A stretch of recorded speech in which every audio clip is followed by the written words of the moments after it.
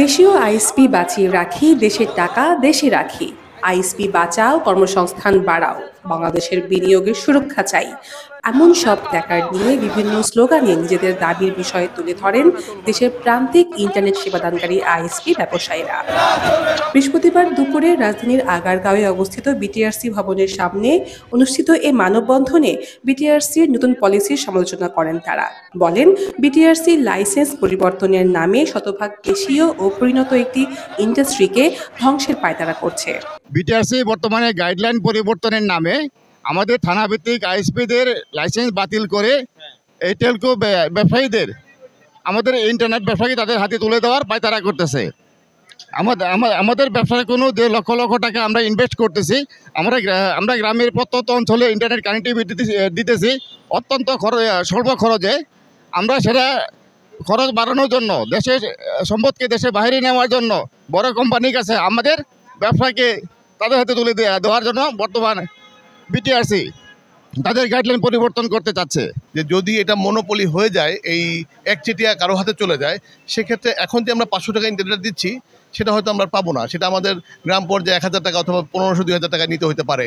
But সেক্ষেত্রে কিন্তু দিন শেষে আমরা তো ক্ষতিগ্রস্ত হচ্ছি, পাশাপাশি আমাদের যারা গ্রামাঞ্চল বলেন কিংবা তৃণমূল এলাকাতে যে ব্রডব্যান্ড সেবাটা প্রসারিত হয়েছে, সেখানেও কিন্তু অর্থনৈতিক একটা ব্যারিয়ার চলে আসবে, যাতে করে আমাদের কস্টিংটা হাই হয়ে যাচ্ছে। তো আমরা আসলে একটা সিকিউরিটি চাই, পাশাপাশি আমাদের দেশের মানুষ যেন সর্বনিম্ন মূল্যে ব্রডব্যান্ড সেবাটা পায়।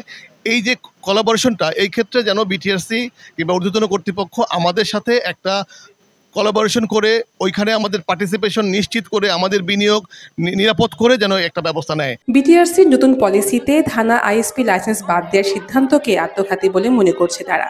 যখন আমাদের কাছে যা চাওয়া হচ্ছে আমরা সেইভাবে সরকারের মনিটরিংয়ের মাধ্যমে ইন্টারনেট সেবাটা প্রদান করছি। যখনই এটা লাইসেন্সিং কার্যক্রমের মধ্যে যাবে, এই 1800 হয়ে যাবে 1,80,000, তখন বিটিআরসির পক্ষেও এই এত বিশাল জনগোষ্ঠীকে মনিটর করা সম্ভব হবে না।